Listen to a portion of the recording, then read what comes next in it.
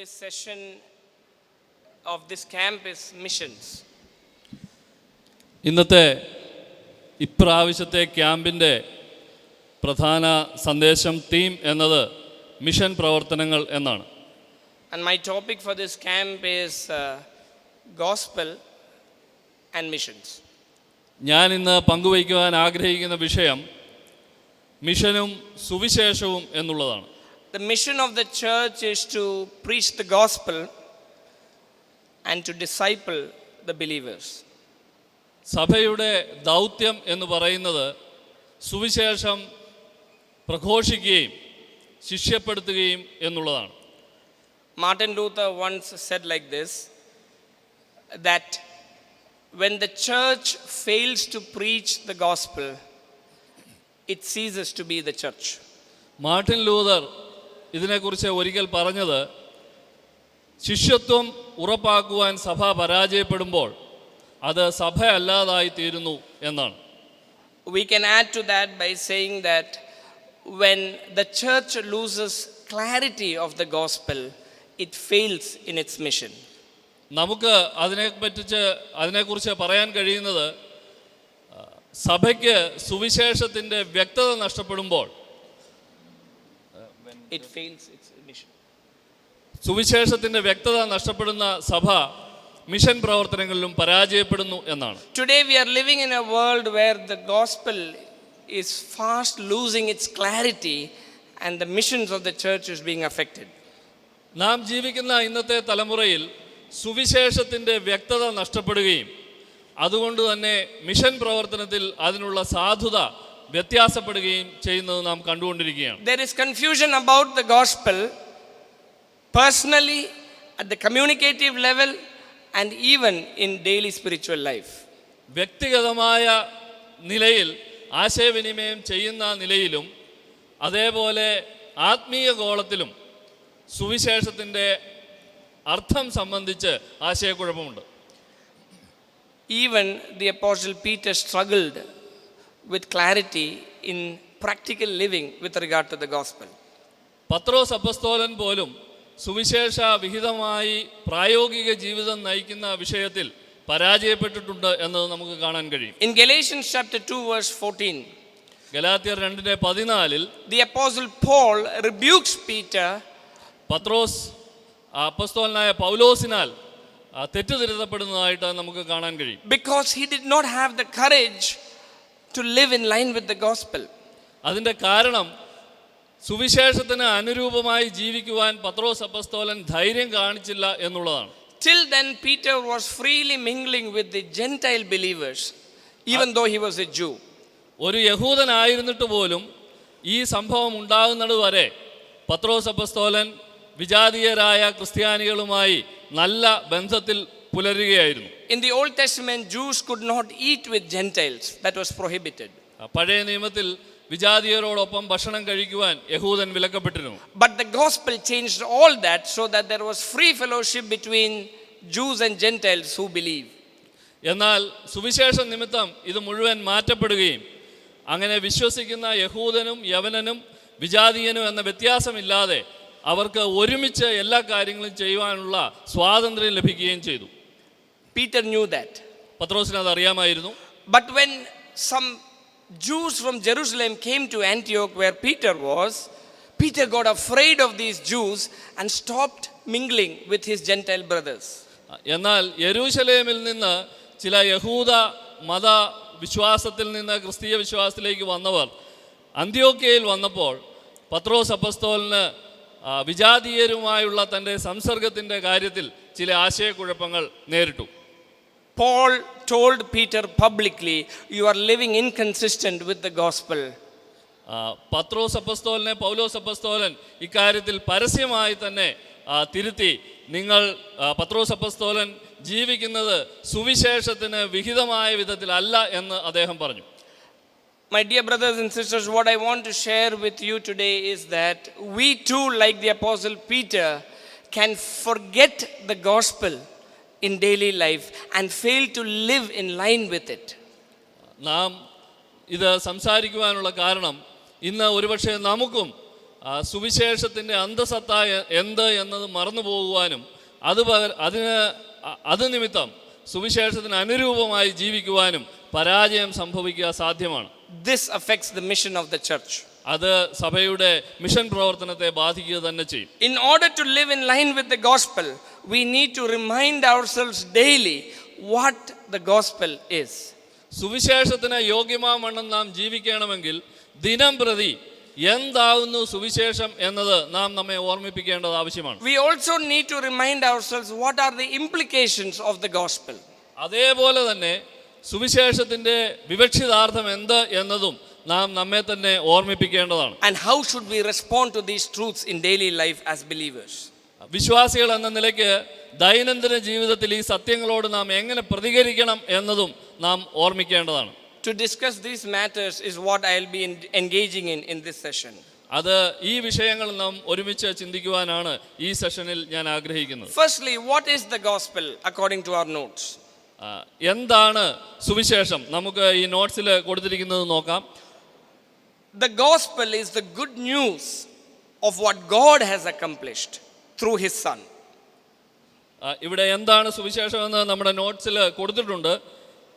അത് മുഴുവനായി ഇങ്ങനെ വായിക്കുന്നു: യേശുവിനെ രക്ഷിതാവും കർത്താവുമായി വിശ്വസിച്ച് ഏറ്റുപറഞ്ഞ് അനുതപിക്കുന്ന ഏവർക്കും യേശുവിൻ്റെ ജീവിതം, മരണ, പുനരുദ്ധാനങ്ങൾ എന്നിവയിലൂടെ ദൈവം നിവർത്തിച്ച പാപ പരിഹാര മാർഗത്തെക്കുറിച്ചുള്ള സുവാർത്തയാണ് സുവിശേഷം. I will repeat this again. Please follow.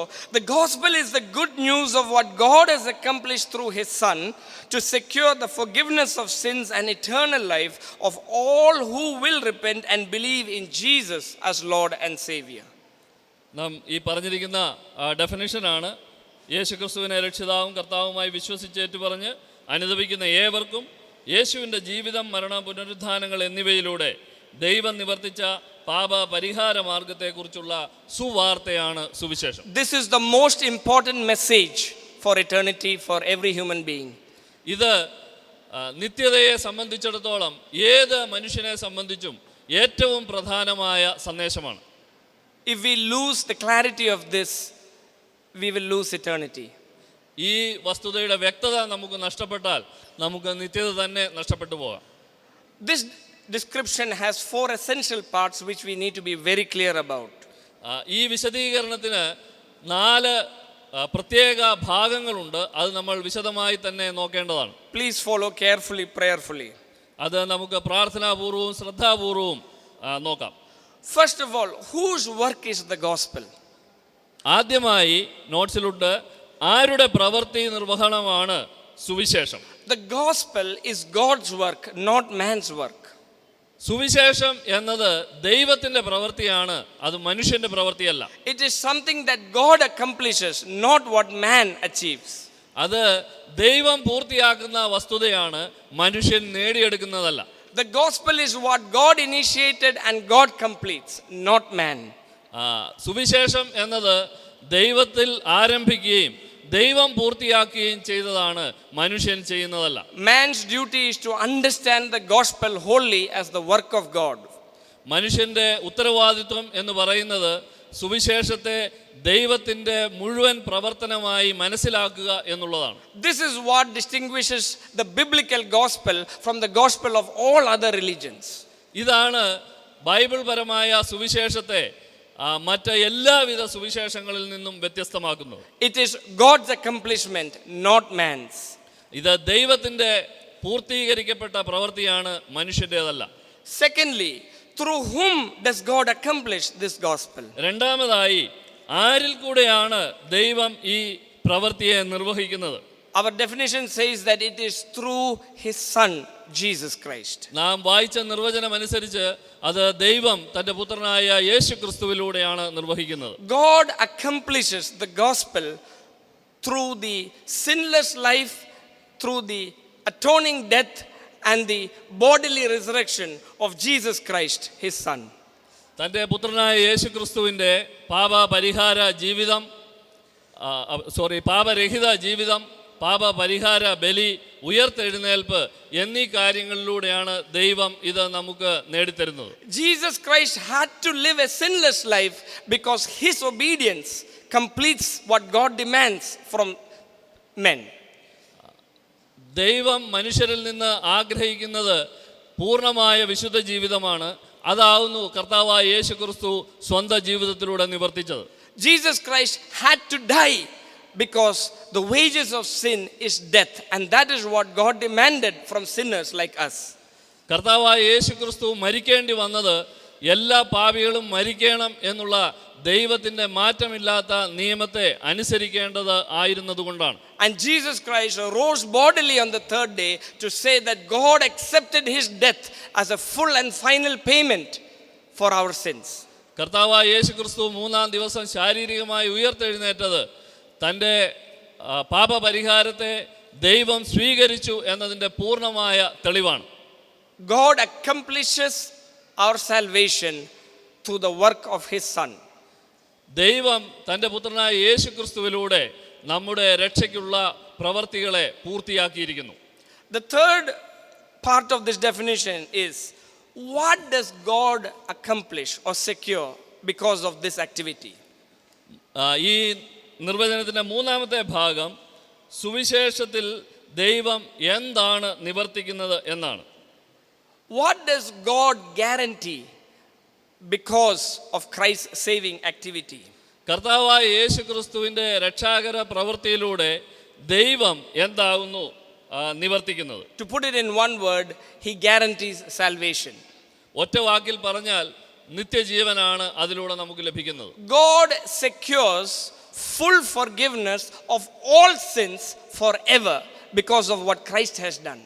കർത്താവ് ചെയ്ത കാര്യങ്ങൾ നിമിത്തം എല്ലാ പാപങ്ങൾക്കും എല്ലാ കാലത്തേക്കും ഉള്ള പരിഹാരമാണ് കർത്താവായ യേശു ക്രിസ്തുവിലൂടെ വരുത്തിയിരിക്കുന്നത്. In other words, what God has accomplished through Christ is this: everything hindering a sinner from having a eternal relationship with God has been removed so that we enter into eternal life.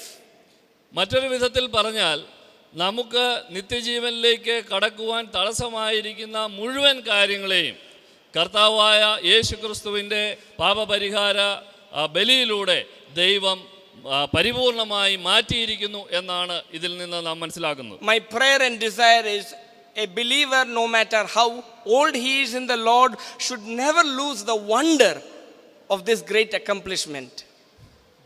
എൻ്റെ വളരെ എളിമയോടുകൂടിയ പ്രാർത്ഥന, എത്രമാത്രം നാം പഠിച്ചാലും മനസ്സിലാക്കിയാലും ഈ സുവിശേഷത്തിൻ്റെ അത്ഭുതം നമ്മുടെ മനസ്സിനെ വിട്ടുമാറരുത് എന്നുള്ളതാണ്. What does God accomplish on the cross? കർത്താവ് കുരിശിൽ എന്താണ് പൂർത്തിയാക്കിയത്? He secures forgiveness of sins and eternal life. പാപമോചനവും നിത്യജീവനുമാണ് നമുക്ക് സുവിശേഷത്തിലൂടെ ലഭിക്കുന്നത്. And the fourth and final part of this definition is, for whom has God accomplished all this?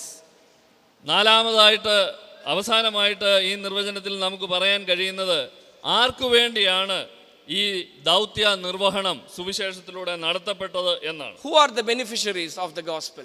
ആർക്കാണ് ഇതിൻ്റെ പ്രയോജനം ലഭിച്ചത്?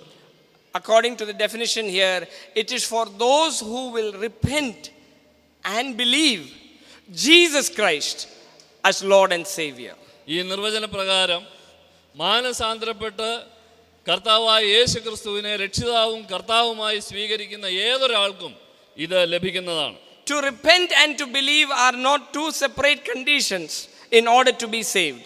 They are the same thing or two sides of the same coin. രക്ഷിക്കപ്പെടുവാനായി മാനസാന്തരപ്പെടുകയും വിശ്വസിക്കുകയും എന്നുള്ളത് രണ്ട് വ്യത്യസ്തമായ കാര്യങ്ങളല്ല, അത് ഒരേ കാര്യമാണ്. അല്ലെങ്കിൽ മറ്റൊരു വിധത്തിൽ പറഞ്ഞാൽ ഒരു നാണയത്തിൻ്റെ രണ്ട് വശങ്ങളാണ്. To repent here means to change from the world's understanding about what it is required to be saved. ഇവിടെ മാനസാന്തരപ്പെടുക എന്ന് പറഞ്ഞാൽ രക്ഷിക്കപ്പെടുവാൻ അല്ലെങ്കിൽ നിത്യരക്ഷ പ്രാപിക്കുവാൻ എന്ത് ചെയ്യണം എന്നതിനെക്കുറിച്ച് ലോകം മനസ്സിലാക്കിയിരിക്കുന്നതിൽ നിന്ന് നാം സമൂലമായ പരിവർത്തനത്തിന് വിധേയമാകുക, മറിച്ച് ചിന്തിക്കുക, മനസ്സിലാക്കുക എന്നാണ്. The willingness to change our foundational understanding about sin, about death, about the role of man and about salvation. പാപത്തെക്കുറിച്ച്, മരണത്തെക്കുറിച്ച്, മനുഷ്യൻ്റെ ഉത്തരവാദിത്വത്തെക്കുറിച്ച്, നിത്യരക്ഷയെക്കുറിച്ച് ഒക്കെയും നമുക്ക് സ്വാഭാവികമായി ഉണ്ടായിരുന്ന അറിവുകളെ സംബന്ധിച്ച് നമുക്കൊരു മാനസാന്തരം ഉണ്ടാകുക എന്നുള്ളതാണ്. അതിൻ്റെ അടിസ്ഥാനങ്ങൾ തന്നെ മാറ്റി ചിന്തിക്കുക എന്നുള്ളതാണ് ഇതിൻ്റെ അർത്ഥം. And to believe means to accept what the Bible says about this wholeheartedly. വിശ്വസിക്കുക എന്ന് പറഞ്ഞാൽ ഈ വിഷയങ്ങൾ സംബന്ധിച്ച് ബൈബിൾ എന്തു പറയുന്നുവോ അത് പൂർണ്ണ ഹൃദയത്തോടെ അംഗീകരിക്കുക എന്നാണ് അർത്ഥം. And to trust that alone. അത് മാത്രം ആശ്രയിക്കുക എന്നും. So then, what should we believe in order to be saved? Let me just repeat that. അങ്ങനെയാണ് എങ്കിൽ രക്ഷിക്കപ്പെടുവാൻ, നിത്യരക്ഷ പ്രാപിക്കുവാൻ നാം എന്താണ് വിശ്വസിക്കേണ്ടത്? ഞാൻ അതിനെ വിശദീകരിക്കാം. Firstly, we need to believe what the Bible says about sin.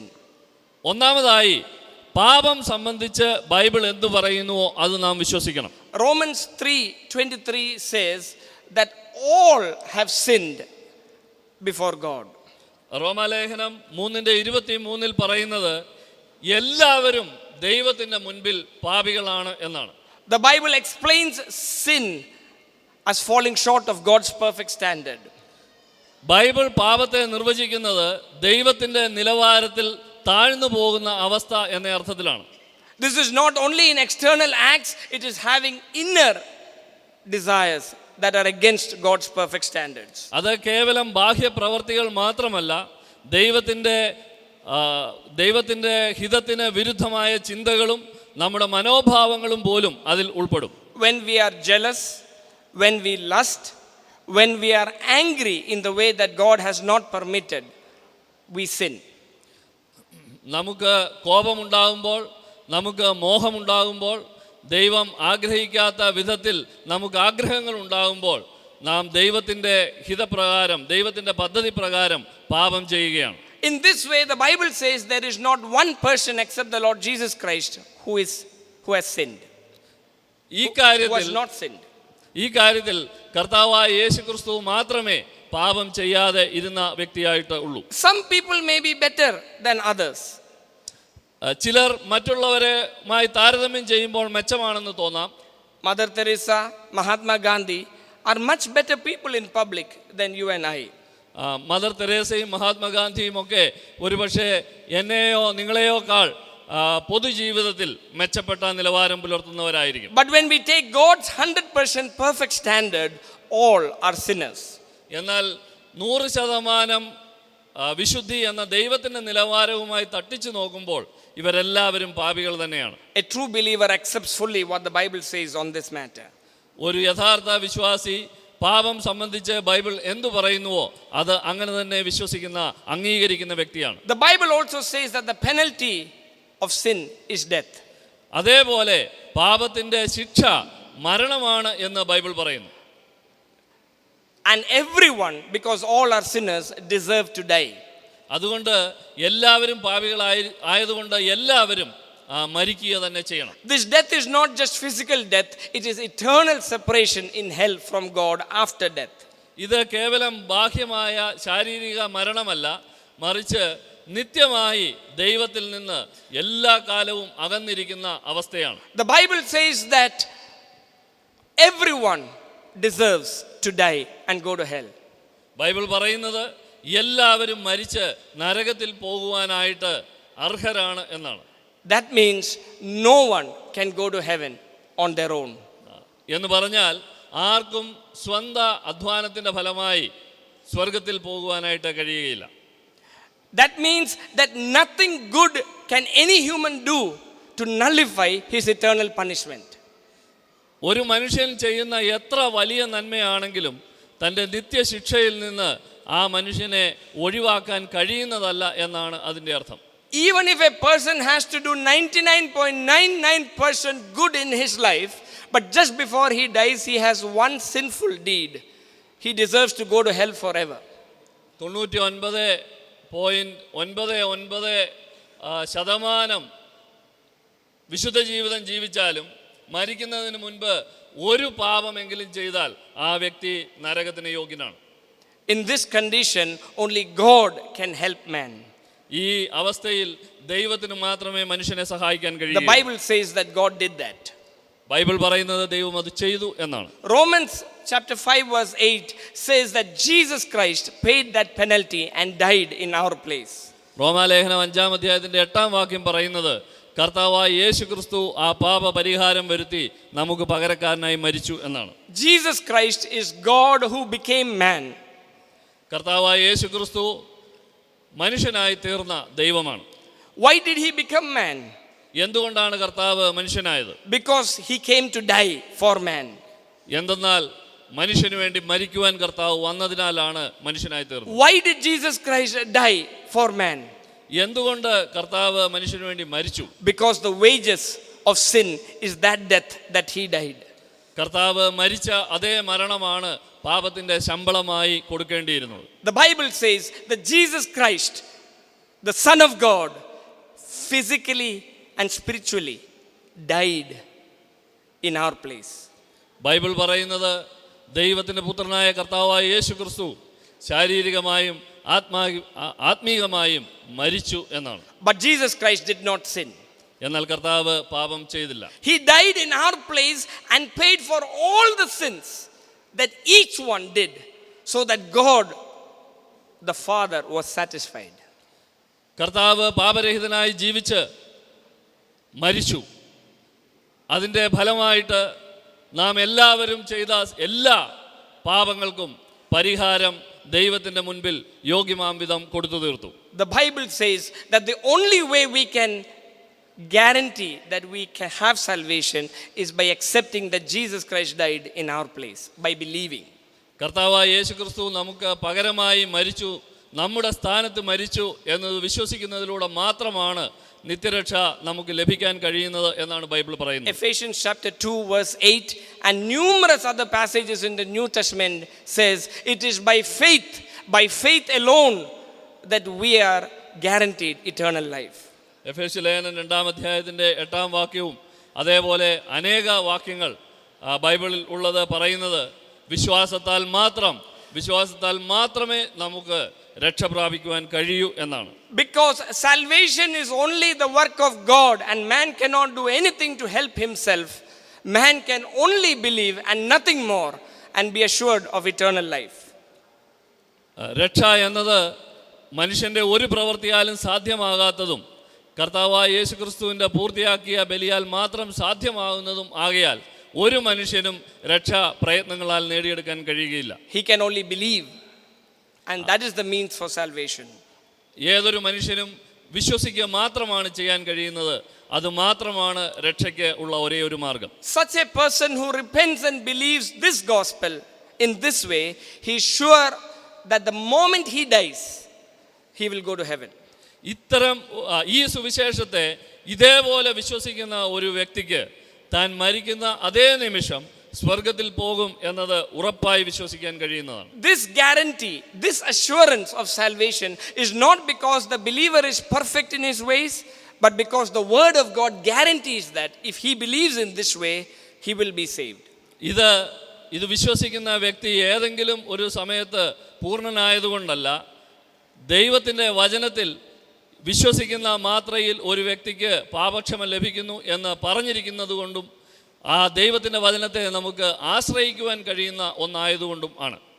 1 John chapter 5 verse 13 is God's guarantee that the one who believes in Jesus Christ is assured of eternal life. 1 യോഹന്നാൻ 5-ാം അധ്യായത്തിൽ പറയുന്നത് യേശു ക്രിസ്തുവിൽ വിശ്വസിക്കുന്ന ഏതൊരു വ്യക്തിക്കും നിത്യജീവൻ ഉറപ്പായി ലഭിക്കുന്നു എന്നാണ്. I want to say that please be assured of your salvation, and if you are not assured of your salvation, that means you have not understood the gospel. എനിക്ക് പറയാനുള്ളത്, ദയവായി നമ്മുടെ സുവിശേഷത്തെ സംബന്ധിച്ച്, സുവിശേഷം മുഖേനയുള്ള നമ്മുടെ രക്ഷയെ സംബന്ധിച്ച് നാം ഉറപ്പായി മനസ്സിലാക്കിയിരിക്കണം.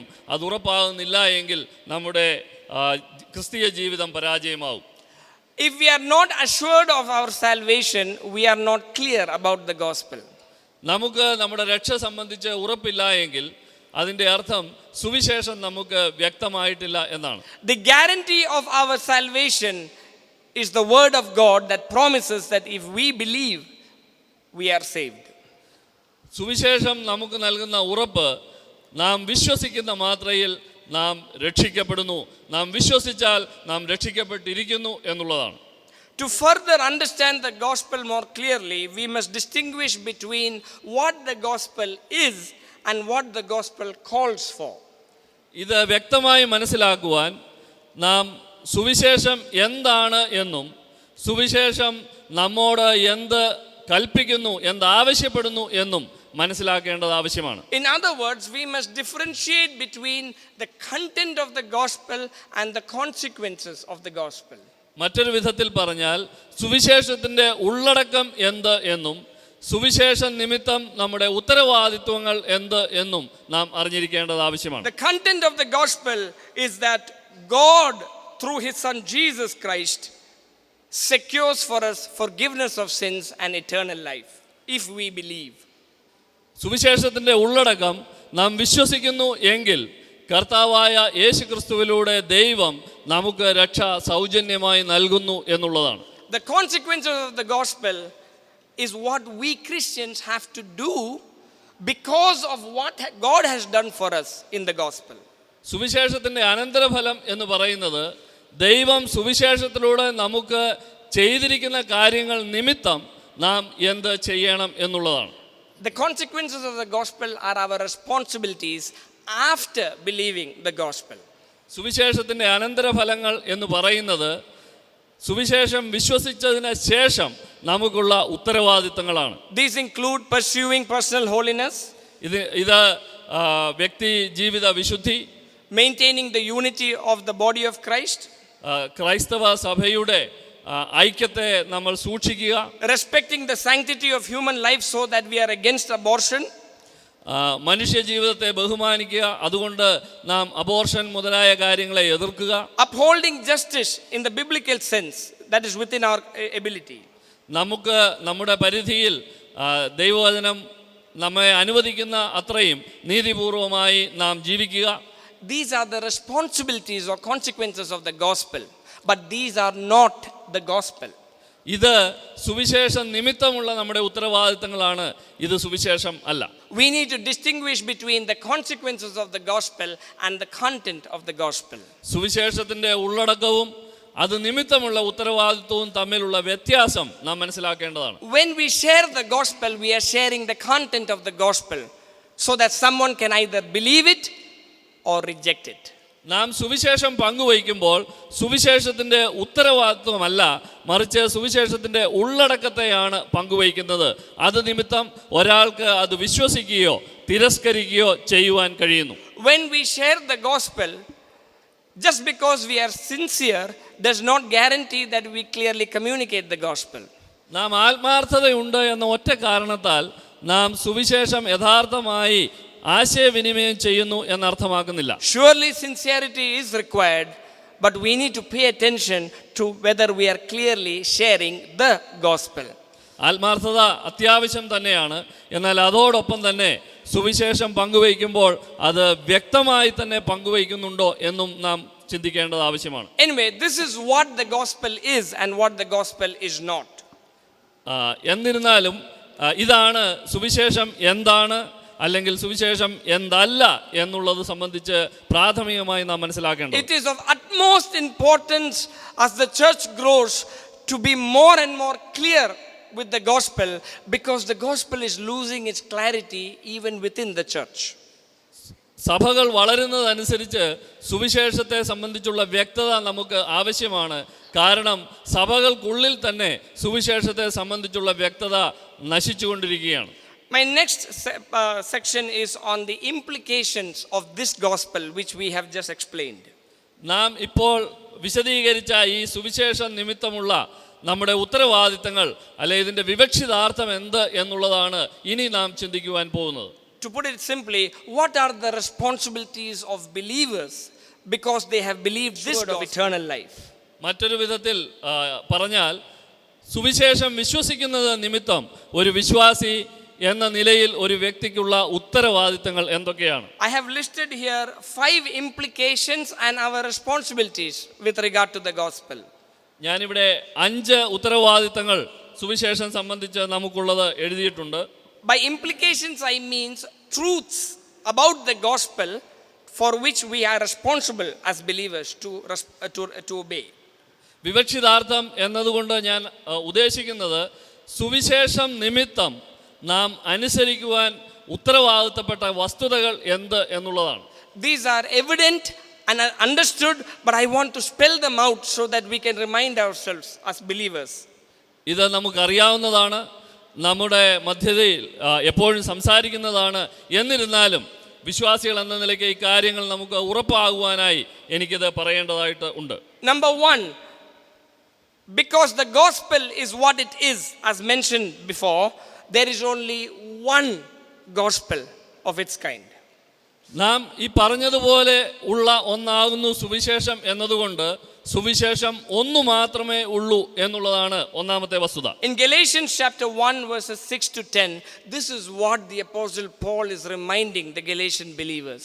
ഗലാത്യ ലേഖനം 1:6 മുതൽ 10 വരെയുള്ള വാക്യത്തിൽ ഇതാവുന്നു ഗലാത്യയിലെ വിശ്വാസികളെ അപ്പോസ്തലനായ പൗലോസ് ഓർമ്മിപ്പിക്കുന്നത്. He is telling believers who have progressed in their Christian life but who have got confused about the gospel in their Christian walk, that there is only one way of salvation and there is no other gospel.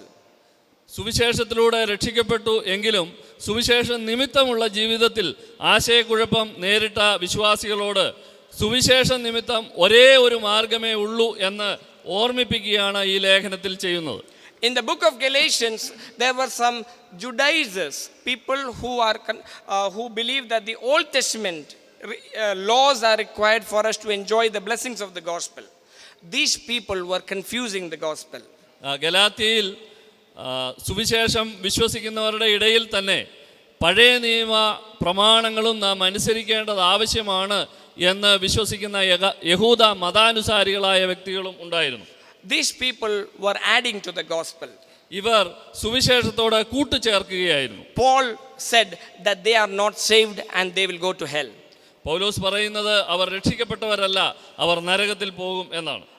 My point is that any teaching, any doctrine, any practice that adds to this gospel that we mentioned earlier is not the gospel at all. ഞാൻ പറഞ്ഞത് നാം മുൻപ് പറഞ്ഞ സുവിശേഷത്തോട് ആരെങ്കിലും എന്തെങ്കിലും ഉപദേശമോ കൂട്ടിച്ചേർക്കുന്നുവെങ്കിൽ അത് സുവിശേഷം അല്ല തന്നെ. Today we have the prosperity gospel preached by the Pentecostals and particularly the charismatics. കരിസ്മാറ്റിക്കുകാരും Pentecost വിഭാഗക്കാരും പ്രസംഗിക്കുന്ന സമൃദ്ധിയുടെ സുവിശേഷം ഇന്ന് നമുക്ക് അറിയാവുന്നതാണ്. That is not the gospel. അത് സുവിശേഷമല്ല. That is the world's philosophy. അത് ലോകത്തിന്റെ തത്വശാസ്ത്രമാണ്. We have the social gospel whereby involving in social work and uplifting the society is preached as the gospel by some. സാമൂഹ്യ സുവിശേഷം എന്നൊന്നുണ്ട്. അതായത് സമൂഹത്തിലെ അധസ്ഥിതരായവർക്ക് ഉന്നമനം വരുത്തുന്നതിലൂടെ സുവിശേഷം നേടുന്നു എന്നാണ് അവർ വിചാരിക്കുന്നത്. Nothing wrong with that, but that is not the gospel if you stop with that. അതിൽ തന്നെ തെറ്റല്ല, എന്നാൽ അത് സുവിശേഷമാണ് എന്ന് തെറ്റിദ്ധരിക്കുകയോ അതിൽ മാത്രമായി സുവിശേഷത്തെ ഒതുക്കുകയോ ചെയ്താൽ അത് തെറ്റാണ്. We have the sacramental gospel taught by the Roman Catholics, the Orthodox and denominational churches. പല നാമധേയ സഭകളും റോമൻ കത്തോലിക്ക സഭയും പഠിപ്പിക്കുന്നത് പോലെ കൂദാശകളിലൂടെ ഉള്ള ഒരു സുവിശേഷം എന്ന ആശയമുണ്ട്. They say that unless you do so and so things and so sacraments and so rituals, you cannot guarantee your salvation. അവർ പറയുന്നത് ഈ കൂദാശകളും ഈ പരിഹാര പ്രവർത്തികളും ചെയ്യുന്നില്ല എങ്കിൽ നിങ്ങൾക്ക് രക്ഷ ഉറപ്പാക്കുവാൻ കഴിയുകയില്ല എന്നാണ്. Paul will say that is another and that is not the gospel. പൗലോസ് പറയും അത് മറ്റൊന്നാണ്, അത് സുവിശേഷം അല്ല. In this context, when the gospel is losing its clarity, what is our responsibility as believers? ഈ അവസരത്തിൽ സുവിശേഷത്തിന് അതിൻ്റെ കൃത്യത, അതിൻ്റെ വ്യക്തത നഷ്ടപ്പെടുമ്പോൾ നമ്മുടെ ഉത്തരവാദിത്വം എന്താണ്? Two things mainly: be clear and be bold with regard to the gospel. രണ്ട് കാര്യങ്ങൾ. ഒന്ന്, നമുക്ക് വ്യക്തതയുണ്ടാവുക. രണ്ട്, നാം ആ വിഷയത്തിൽ ധൈര്യമുള്ളവരായിരിക്കും. We must be personally clear about what the gospel is. വ്യക്തിപരമായി സുവിശേഷം എന്ത് എന്നത് നമുക്ക് വ്യക്തതയുള്ളതായിരിക്കണം. To know whether we have clarity for the gospel or whether our brother or sister or those in the church have clarity of the gospel, just ask this one simple question. നമുക്കോ നമ്മുടെ സഭയിലുള്ളവർക്കോ സുവിശേഷം സംബന്ധിച്ച് വ്യക്തതയുണ്ടോ എന്നറിയണമെങ്കിൽ ഈ ഒരു ചോദ്യം മാത്രം ചോദിക്കാം. If you die today, where will you go? നിങ്ങൾ ഇന്ന് മരിച്ചാൽ എവിടെ പോകും? If you say that you will go to heaven, then the next question is, on what basis are you confident that you will go to heaven? സ്വർഗത്തിൽ പോകും എന്നാണ് ഉത്തരമെങ്കിൽ എന്ത് അടിസ്ഥാനത്തിൽ നിങ്ങൾക്ക് അത് പറയാൻ കഴിയും എന്ന് രണ്ടാമത്തെ ചോദ്യം. If the person answers anything other than because Jesus Christ died for my sins and I believe that, anything more than that or added to that means that that person has not understood the gospel. ആ കേൾക്കുന്ന വ്യക്തി സ്വർഗത്തിൽ പോകുന്നതിൻ്റെ കാരണമായി കർത്താവായ യേശുക്രിസ്തുവിൻ്റെ കുരിശുമരണം അല്ലാതെ അതോട് ചേർത്ത് മറ്റെന്തെങ്കിലും കൂട്ടി പറഞ്ഞാൽ ആ വ്യക്തിക്ക് സുവിശേഷം വ്യക്തമായി മനസ്സിലായിട്ടില്ല എന്നാണ് അർത്ഥം. We must be clear about the gospels ourselves and we must clearly communicate the gospel. നമുക്ക് തന്നെ സുവിശേഷം സംബന്ധിച്ച് വ്യക്തതയുണ്ടാകണം, അത് വ്യക്തമായി മറ്റുള്ളവരോട് നമുക്ക് പറയുവാനും കഴിയണം. I am surprised that many believers in our churches are not clearly communicating the gospel when they share. നമ്മുടെ സഭകളിൽ തന്നെ പലരും സുവിശേഷം പങ്കുവയ്ക്കുമ്പോൾ അത് വേണ്ടത്ര വ്യക്തതയില്ല എന്നുള്ളത് എന്നെ ആശ്ചര്യപ്പെടുത്താറുണ്ട്. They are sincerely preaching around the gospel, but they are not preaching the gospel so that the hearer is not hearing the gospel. And so we need to take every effort to clearly communicate. വളരെ ആത്മാർത്ഥതയോടെയാണ് അവർ സുവിശേഷത്തെ പറ്റി സുവിശേഷത്തിന് ചുറ്റുപാടും ഒക്കെ പ്രസംഗിക്കുന്നത്. എന്നാൽ യഥാർത്ഥ സുവിശേഷത്തെ വ്യക്തമായി പറയുവാൻ അവർക്ക് കഴിയുന്നില്ല. Secondly, we need to be bold with the gospel so that we can boldly tell a person, even if you are living a good life, you are not going to heaven if you don't believe that Jesus died for your sins. രണ്ടാമതായി സുവിശേഷം സംബന്ധിച്ച് നമുക്ക് ധൈര്യമുണ്ടാകണം. അതായത് ഏതൊരു വ്യക്തിയോടും നമുക്ക് ധൈര്യത്തോടെ പറയാൻ കഴിയണം, സുവിശേഷം വിശ്വസിച്ചില്ല എങ്കിൽ നിങ്ങൾ നരകത്തിൽ പോവുക തന്നെ ചെയ്യും. And if you believe this gospel in this way, I guarantee you, you have eternal life because God's word assures that. മാത്രമല്ല ഈ സുവിശേഷത്തെ ഈ പറയും പോലെ നിങ്ങൾ വിശ്വസിക്കുന്നുവെങ്കിൽ ദൈവവചനത്തിൻ്റെ അടിസ്ഥാനത്തിൽ അവർക്ക് നമുക്ക് ഉറപ്പ് നൽകാനും കഴിയണം അവർ സ്വർഗത്തിൽ പോകും എന്നുള്ളത്. So there is only one gospel and we need to be very clear and very bold about it. അതുകൊണ്ട് ഒരു സുവിശേഷം മാത്രമേ ഉള്ളൂ. അത് സംബന്ധിച്ച് നമുക്ക് വളരെ വ്യക്തത ഉണ്ടാവണം. അത് സംബന്ധിച്ച് നമുക്ക് വളരെ ധൈര്യവും ഉണ്ടാകേണ്ടതാണ്. Secondly, the second implication is that the same gospel which saves us, it also transforms us as we understand it more and more. രണ്ടാമതായ വസ്തുത, നമ്മെ രക്ഷിക്കുന്ന സുവിശേഷത്തിന് നമ്മെ രൂപാന്തരപ്പെടുത്തുവാനും ശക്തിയുണ്ട് എന്നുള്ളതാണ്. The gospel not only justifies us before God, it is daily sanctifying us as we continue to understand it. ദൈവത്തിൻ്റെ മുൻപിൽ നമ്മെ ഒരിക്കലായി നീതീകരിക്കുക മാത്രമല്ല, ദൈനംദിന ജീവിതത്തിൽ നമ്മെ വിശുദ്ധീകരിക്കുകയും ചെയ്യുന്നത് സുവിശേഷമാണ്. In Colossians chapter 1 verse 6, this is what the apostle Paul tells the Colossian believers. കൊലോസ്യയിലുള്ള വിശ്വാസികളോട് കൊലോസ്യ ലേഖനം 1-ാം അധ്യായത്തിന്റെ 6-ാം വാക്യത്തിൽ അപ്പോസ്തലനായ പൗലോസ് ഇതാണ് പറയുന്നത്. He says that all over the world this gospel is bearing fruit and growing, just as it has been doing among you since the day you heard it and understood God's grace in all its truth.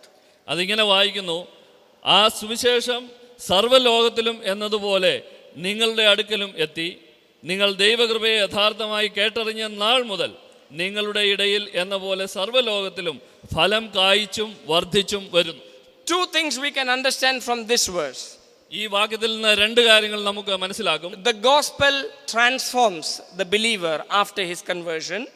ഒന്ന്, രക്ഷിക്കപ്പെട്ടതിന് ശേഷം ഒരു വിശ്വാസിയെ സുവിശേഷം രൂപാന്തരപ്പെടുത്തും. That's why Paul says to them, since the day you heard it, it is continuing to grow and bear fruit in you. അതുകൊണ്ടാണ് നിങ്ങൾ കേട്ടറിഞ്ഞ നാൾ മുതൽ നിങ്ങളുടെ ഇടയിൽ എന്ന പോലെ സകല ലോകത്തിലും ഫലം കായ്ച്ചും വർദ്ധിച്ചും വരുന്നു എന്ന് അദ്ദേഹം പറയുന്നു. We normally say that the gospel is for unbelievers because they need to be saved, but the Bible says the gospel is also for believers because they need to be transformed. നാം സാധാരണ പറയുന്നത് സുവിശേഷം അവിശ്വാസികൾക്കുള്ളതാണ്, കാരണം അവർ രക്ഷിക്കപ്പെടേണ്ട ആവശ്യമുണ്ട്. എന്നാൽ ഇവിടെ നാം വായിക്കുന്നത് സുവിശേഷം വിശ്വാസികൾക്കും ആവശ്യമാണ്, കാരണം അവർ ദൈനംദിനം രൂപാന്തരത്തിന് വിധേയമാകേണ്ടതാണ്. That is why the hymn says, tell me the old story of Jesus and his love, remind me so that I will not forget. the love that he showed and the gospel that I believed. We need to remind ourselves daily. Every week we gather as a church because the gospel is the one that transforms us. അതുകൊണ്ടാണ് അങ്ങനെ ഒരു English ഗീതം പറയുന്നത്, എന്നോട് എപ്പോഴും യേശുക്രിസ്തുവിൻ്റെ രക്ഷാകര പ്രവൃത്തിയെക്കുറിച്ചും The old story. Okay. And so that I will not forget and I can be transformed. എന്നോട് കർത്താവായ യേശുക്രിസ്തുവിൻ്റെ സുവിശേഷം സംബന്ധിച്ചുള്ള ആ ചരിത്രം വീണ്ടും വീണ്ടും പറയണം, അതുകൊണ്ട് ഞാൻ ദിനം പ്രതി രൂപാന്തരപ്പെടട്ടെ എന്നാണ് ആ പാട്ടിൻ്റെ അർത്ഥം. Every week when we gather and take part of the Lord's Supper as a church, what are we reminding ourselves of? We are remembering the gospel that we believed. We are saved by his death, by grace, through faith alone. ഓരോ ആഴ്ചയും നാം കർത്താവിൻ്റെ മേശയിൽ നിന്ന് പങ്കെടുക്കുമ്പോൾ നാം നമ്മെ തന്നെ ഓർമ്മപ്പെടുത്തുന്നത് ഈ സുവിശേഷമാണ്. നാം ദൈവത്തിൻ്റെ കൃപയാൽ വിശ്വാസത്താൽ മാത്രം നീതീകരിക്കപ്പെട്ടു എന്നുള്ളത്. So the gospel transforms us. It changes us as we continue to understand its truths. സുവിശേഷത്തിൻ്റെ സത്യം നാം മനസ്സിലാക്കും തോറും സുവിശേഷം നമ്മെ രൂപാന്തരപ്പെടുത്തുക തന്നെ ചെയ്യും. But there is a condition for that transformation, and that condition is we must seek to understand it. We must seek to study. എന്നാൽ അതിന് ഒരു കണ്ടീഷനുണ്ട്.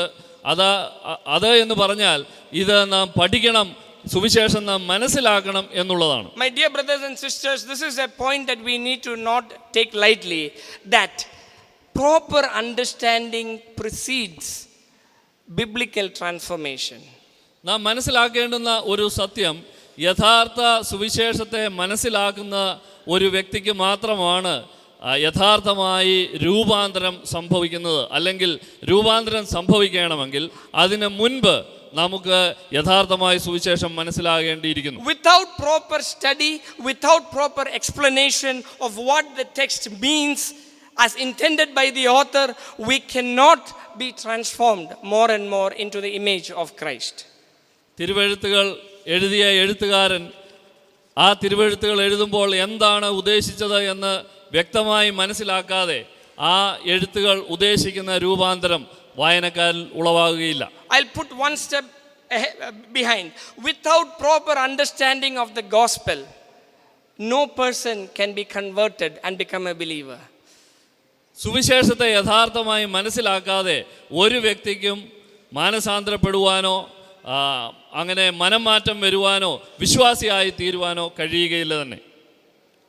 Just by mere emotions or because certain good things happen in our life is not the guarantee for our salvation.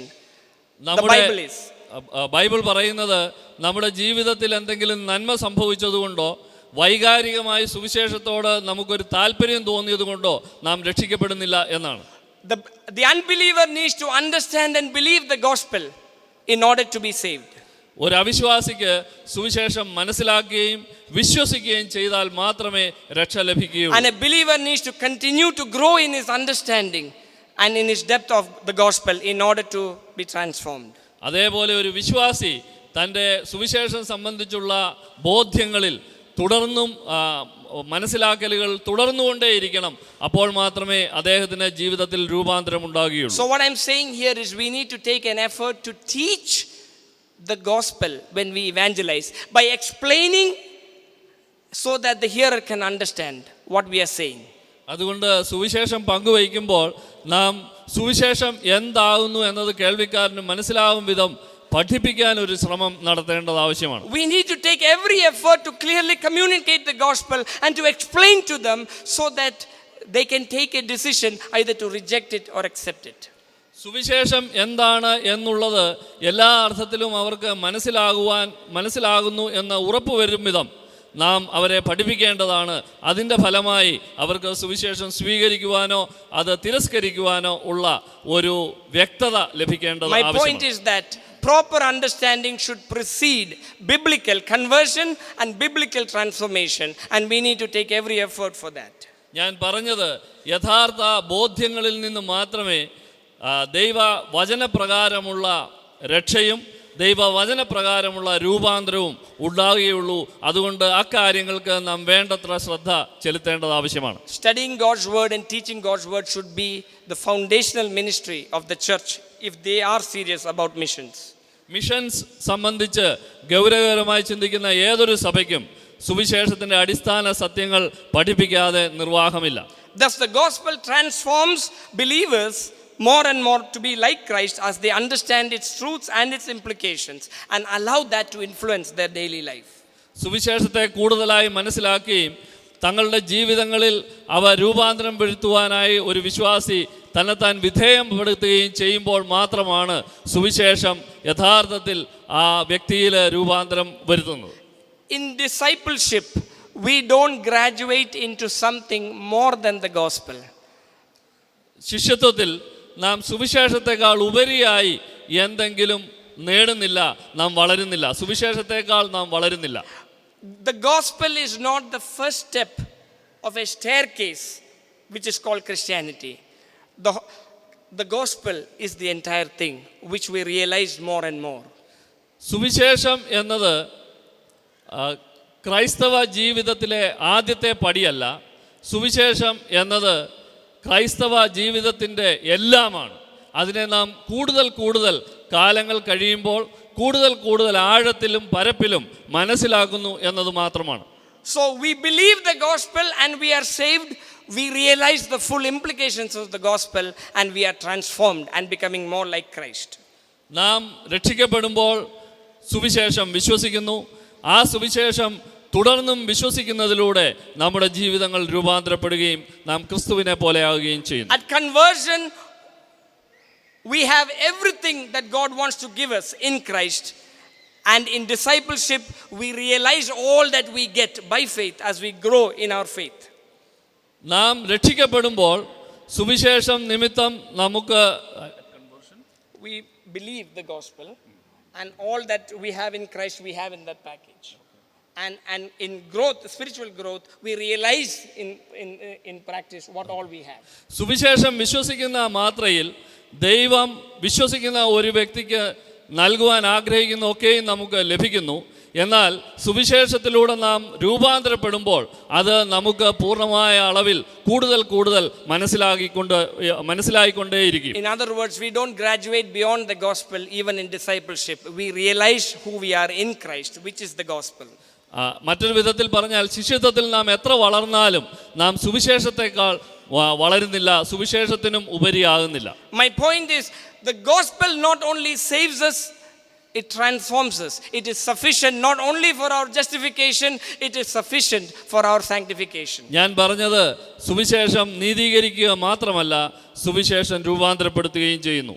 അത് നമ്മുടെ നീതീകരണത്തിന് മാത്രമല്ല, നമ്മുടെ ക്രൈസ്തവ ജീവിത വിശുദ്ധീകരണത്തിനും മതിയായതാണ്. And so we need to daily relearn, rediscover the same gospel, that old story which we first believed as believers. അതുകൊണ്ട് ദിനം പ്രതി നാം വിശ്വാസികൾ എന്ന നിലയ്ക്ക് ആദ്യ നാളിൽ വിശ്വസിച്ച അതേ സുവിശേഷത്തെ കൂടുതൽ ആഴത്തിലും പരപ്പിലും മനസ്സിലാക്കുവാൻ നാം ശ്രദ്ധിക്കേണ്ടത് ആവശ്യമാണ്. The third implication, I move on, is this, that the gospel brings believers freedom.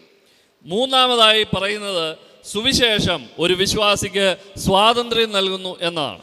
The gospel gives us the freedom from depending on human performance in our Christian growth.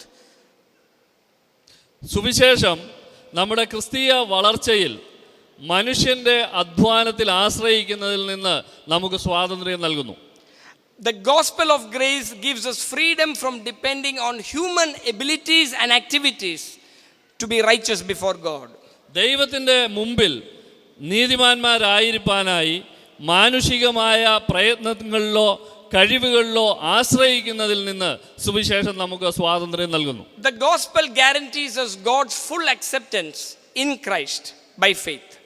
സുവിശേഷം കർത്താവായ യേശുക്രിസ്തുവിൽ നമ്മെ പൂർണ്ണമായി ദൈവം സ്വീകരിച്ചിരിക്കുന്നു എന്നതിൻ്റെ ഉറപ്പാണ് നൽകുന്നത്. And this meets our deepest needs for security and significance. ഇതിൻ്റെ അർത്ഥം നമ്മുടെ സുരക്ഷിതത്വം സംബന്ധിച്ച്, നമ്മുടെ പ്രാധാന്യം സംബന്ധിച്ച് നമുക്കുള്ള ഏറ്റവും അടിസ്ഥാനപരമായ ആവശ്യങ്ങൾ സുവിശേഷത്തിലൂടെ നിർവഹിക്കപ്പെടുന്നു എന്നുള്ളതാണ്. Because God accepts us, we are secure, and God approves us and we are significant. The gospel meets that. ദൈവം നമ്മെ സ്വീകരിച്ചിരിക്കിയാൽ നമുക്ക് സുരക്ഷിതത്വമുണ്ട്, ദൈവം നമ്മെ അംഗീകരിച്ചിരിക്കിയാൽ നമുക്ക് അംഗീകാരവും ഉണ്ട്. But we are daily tempted as believers to draw our security and significance from our spiritual activities that we do. എന്നാൽ വിശ്വാസികൾ എന്ന നിലയ്ക്ക് ദിനം പ്രതി നാം ചെയ്യുന്ന നീതി പ്രവർത്തികളിൽ നിന്ന് നമുക്ക് ഈ സുരക്ഷിതത്വവും നമുക്ക് പ്രാധാന്യവും നേടിയെടുക്കുവാനായി നാം ശ്രമിക്കുന്നത് കാണാം. We may be often driven to do things, even in ministry, by a deep-seated insecurity and longing for approval from fellow believers. ഒരുപക്ഷെ സുവിശേഷ പ്രവർത്തനങ്ങളിൽ ഏർപ്പെട്ടിരിക്കുന്നവർ പോലും തങ്ങളുടെ അരക്ഷിത ബോധത്തിൽ നിന്നും മറ്റുള്ളവർ തങ്ങളെ അംഗീകരിക്കണം എന്നുള്ള ആഗ്രഹത്തിൻ്റെ അടിസ്ഥാനത്തിലും സുവിശേഷ പ്രവർത്തനം ചെയ്യുവാൻ ഇടയുണ്ട്. But what we do then does not flow from a sense of being accepted by Christ, but by an overwhelming desire to please others and ourselves. ഇത്തരം പ്രവർത്തികൾ നാം ക്രിസ്തുവിനാൽ അംഗീകരിക്കപ്പെട്ടതുകൊണ്ട് വരുന്നതല്ല, മറിച്ച് നാം മറ്റുള്ളവരാൽ അംഗീകരിക്കപ്പെടുവാനായി ചെയ്യുന്നവയാണ്. The gospel frees us from depending on human performance and insecurities that control us as believers. അതുകൊണ്ട് ഇത്തരത്തിലുള്ള മാനുഷികമായ പ്രയത്നങ്ങളിൽ ആശ്രയിച്ച് നമ്മെ നമ്മുടെ അരക്ഷിത ബോധത്തിൽ നിന്ന് നമുക്ക് രക്ഷ നൽകുന്ന, സുരക്ഷിത ബോധം നൽകുന്ന ഒന്നായി നമ്മുടെ പ്രവർത്തനങ്ങൾ മാറുവാനായിട്ട് സാധ്യതയുണ്ട്. അതിൽ നിന്ന് നമ്മെ രക്ഷിക്കുന്നത് സുവിശേഷമാണ്. The gospel says that God, because of Christ, has fully been pleased with you, and there is nothing more you need to do to impress him. ഇവിടെ പറയുന്ന സുവിശേഷം എന്നത് നിമിത്തം നാം അർത്ഥമാകുന്നത് കർത്താവായ യേശുക്രിസ്തുവിലൂടെ ചെയ്ത കാര്യങ്ങൾ നിമിത്തം ദൈവം നമ്മെ പൂർണ്ണമായി അംഗീകരിച്ചിരിക്കുന്നു. ദൈവത്തിൻ്റെ അംഗീകാരം കിട്ടുവാനായി നാം ഇനി ഒന്നും ചെയ്യേണ്ടതില്ല എന്നാണ്. And we can be secure and significant because of that. അത് നിമിത്തം നമുക്ക് ധൈര്യമുള്ളവരായും പ്രാധാന്യമുള്ളവരായും ഇരിക്കാവുന്നതാണ്. The solution to this is to meditate daily on the truth that we are accepted by God, and we can, out of love and gratitude, do things for God. ഇതിനുള്ള പോംവഴി ദിനം പ്രതി ദൈവത്തിൻ്റെ പൂർത്തിയാക്കപ്പെട്ട പ്രവൃത്തിയാൽ നാം സ്വീകരിക്കപ്പെട്ടിരിക്കുന്നു എന്നത് നാം ധ്യാനിക്കുകയും ദൈവത്താൽ അംഗീകരിക്കപ്പെട്ടിരിക്കുന്നു എന്നത് നാം കൂടെ മനസ്സിലാക്കി ആഴത്തിൽ മനസ്സിലാക്കാൻ ശ്രമിക്കുകയും ചെയ്യുക എന്നുള്ളതാണ്. We don't need to compete in Christian ministry. We don't need to feel insecure in Christian ministry, because the gospel gives us freedom from human performance and insecurity. അതുകൊണ്ട് നാം പരസ്പരം സുവിശേഷ പ്രവർത്തനത്തിലോ ക്രിസ്തീയ മേഖലയിലെ പ്രവർത്തനങ്ങളിലോ പോരടിക്കേണ്ട ആവശ്യമില്ല, മത്സരിക്കേണ്ട ആവശ്യമില്ല. എന്തെന്നാൽ സുവിശേഷം ഇത്തരത്തിലുള്ള അരക്ഷിത ബോധത്തിൽ നിന്നും ഇത്തരത്തിലുള്ള പ്രാധാന്യമില്ലായ്മയിൽ നിന്നും നമ്മെ രക്ഷിക്കുന്നു. The gospel gives us freedom. സുവിശേഷം നമുക്ക് ഇവയിൽ നിന്നെല്ലാം സ്വാതന്ത്ര്യം നൽകുന്നു. And fourthly, the gospel enables us to have a proper attitude to God ordained human authority. നാലാമതായി, മാനുഷികമായ അധികാരങ്ങളെ സംബന്ധിച്ച് ഒരു ശരിയായ കാഴ്ചപ്പാട് സുവിശേഷത്തിലൂടെ നമുക്ക് ലഭിക്കുന്നു. Paul's gospel in Galatians functioned as an authority even over Peter. Galatia ലേഖനത്തിൽ പൗലോസ് പത്രോസിന്റെ മേൽ പോലും അധികാരം നടത്തുന്നത് നമുക്ക് കാണാൻ കഴിയും. When Peter fell out of line with the gospel, he needed to come back and submit to that gospel. പത്രോസ് അപ്പോസ്തലൻ സുവിശേഷത്തിൽ നിന്ന് പുറത്തു പോയപ്പോൾ അദ്ദേഹം തിരിച്ചു വന്ന് ഈ സുവിശേഷത്തിന്റെ മുൻപിൽ കീഴടങ്ങുക ആവശ്യമായി വന്നു. All people, all leaders, everyone are subject to the true gospel. എല്ലാ മനുഷ്യരും, എല്ലാ നേതാക്കന്മാരും, സകലരും യഥാർത്ഥമായ സുവിശേഷത്തിന് വിധേയപ്പെടേണ്ടവരാണ്. Therefore, we should not worship, we need not venerate any human leader, however good, above God's word and the gospel. അതുകൊണ്ട് മാനുഷികമായ നേതാക്കന്മാർ എത്ര നല്ലവരായാലും സുവിശേഷത്തിന് ഉപരിയായി നാം അവരെ കാണുകയോ ബഹുമാനിക്കുകയോ ചെയ്യരുത്. God has appointed leaders for our good and our sanctification, and we must respect them. നമ്മുടെ നന്മയ്ക്കും നമ്മുടെ വിശുദ്ധീകരണത്തിനുമായി ദൈവം നിയമിച്ചിരിക്കുന്നവർ എന്ന നിലയ്ക്ക് നേതാക്കന്മാരെ നാം ബഹുമാനിക്കേണ്ടത് ആവശ്യമാണ്. But at the same time, no human being must take the place of God or the word of God. എന്നാൽ അതേ സമയം തന്നെ ഒരു മനുഷ്യനും ദൈവത്തിൻ്റെയോ ദൈവവചനത്തിൻ്റെയോ സ്ഥാനം സ്വയം ഏറ്റെടുക്കരുത്. Every human leader, no matter how good and experienced or holy, struggles with sin, just like you and I. എത്ര വലിയ നേതാവായാലും എത്ര വിശുദ്ധനായാലും എക്സ്പീരിയൻസ്ഡ് ആയാലും പരിചയസമ്പന്നനായാലും എന്നെയും നിങ്ങളെയും പോലെ ദൈനംദിന ജീവിതത്തിൽ പാപവുമായി നേരിടുന്നുണ്ട്, പാപവുമായി എതിരിടുന്നുണ്ട്. When we see their faults, we should not despise them, because we too struggle with sin, just like James says in chapter 3. We all sin in many ways. അവരാരെങ്കിലും എന്തെങ്കിലും വീഴ്ച പറ്റിയത് കണ്ടാൽ നാം അതിൽ അവരെ പരിഹസിക്കരുത്, അവരെ തരം താഴ്ത്തി കാണരുത്. കാരണം യാക്കോബ് പറയുന്നത് പോലെ നാമും അങ്ങനെ തന്നെ പാപങ്ങളാൽ പരീക്ഷിക്കപ്പെടുന്നവരാണല്ലോ. Such an awareness does not mean that we cease to respect them, but it means that we do not grant them unquestioned authority, which only belongs to the gospel and the word of God. ഇതിൻ്റെ അർത്ഥം നാം അവരെ ബഹുമാനിക്കരുത്, അല്ലെങ്കിൽ അവരെ ഗൗനിക്കരുത് എന്നല്ല. എന്നാൽ സുവിശേഷത്തിന് മാത്രമായി ദൈവം നൽകിയിരിക്കുന്ന അധികാരം വ്യക്തികൾക്ക് നാം പകർന്നു കൊടുക്കരുത്. സുവിശേഷമാണ് എല്ലാറ്റിലും ഉപരിയായി അധികാരം നടത്തേണ്ടത്. ദൈവം അങ്ങനെയാണ് അതിനെ നിയമിച്ചിരിക്കുന്നത് എന്നാണ്. So let us pray, my dear brothers and sisters, that we guard against a rebellious spirit that submits to no human authority, and the spirit of wholeheartedly worshipping human authority. Let us keep a balance.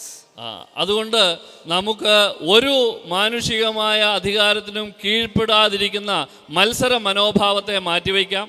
അതേപോലെ തന്നെ അധികാരസ്ഥരായ മനുഷ്യരെ ദൈവത്തിന് പകരമായി കാണുന്ന അനാവശ്യമായ ആരാധനയെയും നമുക്ക് മാറ്റിവെക്കേണ്ടത് ആവശ്യമാണ്. ഇവയുടെ മധ്യേ ഉള്ള ഒരു ബാലൻസ് നാം കണ്ടെത്തേണ്ടത് ആവശ്യമാണ്. The gospel of grace enables a proper attitude to human authority, a balance between worshipping them and criticizing them. That is what the gospel enables us.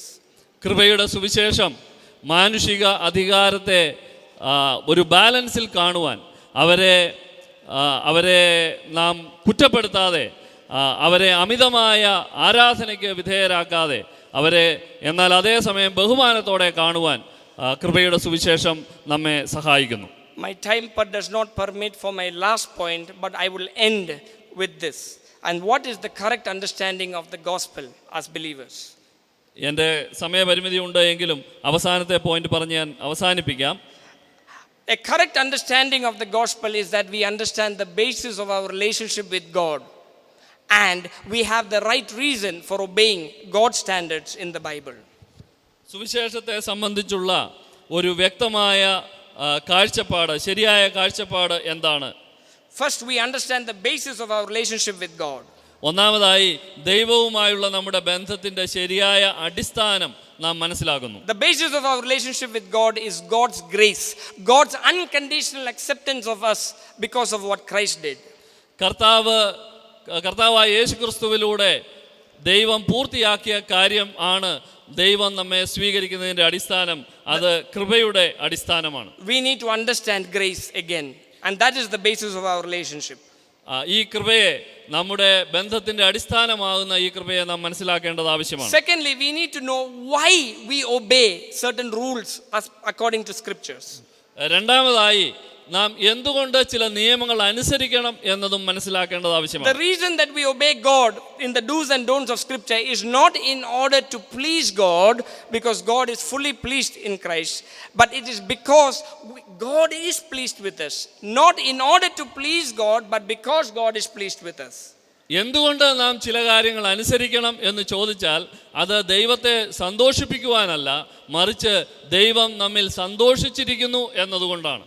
The right attitude is gratitude, and that is why we obey God, because He is pleased with us, and that is the right motivation. ശരിയായ മനോഭാവം എന്നത് കൃതാർത്ഥതയുടെ മനോഭാവമാണ്. ദൈവം നമ്മിൽ സന്തോഷിച്ചിരിക്കുന്നു എന്നതോർത്ത് നന്ദിയുള്ള ഹൃദയത്തോടെ ദൈവത്തെ അനുസരിക്കുക എന്നുള്ളതാണ്. May I end by saying this: it is so important to understand what the gospel is and what the gospel is not, and to rightly respond to the gospel in missions. അതുകൊണ്ട് ഇത് പറഞ്ഞ് ഞാൻ അവസാനിപ്പിക്കട്ടെ. സുവിശേഷം എന്താണ് എന്നും സുവിശേഷം എന്തല്ല എന്നും സുവിശേഷത്തിന് മിഷൻസിൽ ഉള്ള പ്രാധാന്യം എന്ത് എന്നും നാം മനസ്സിലാക്കേണ്ടത് വളരെ ആവശ്യമാണ്. May God bless us with these words. ഈ വാക്യങ്ങളാൽ ദൈവം നമ്മളെ അനുഗ്രഹിക്കട്ടെ.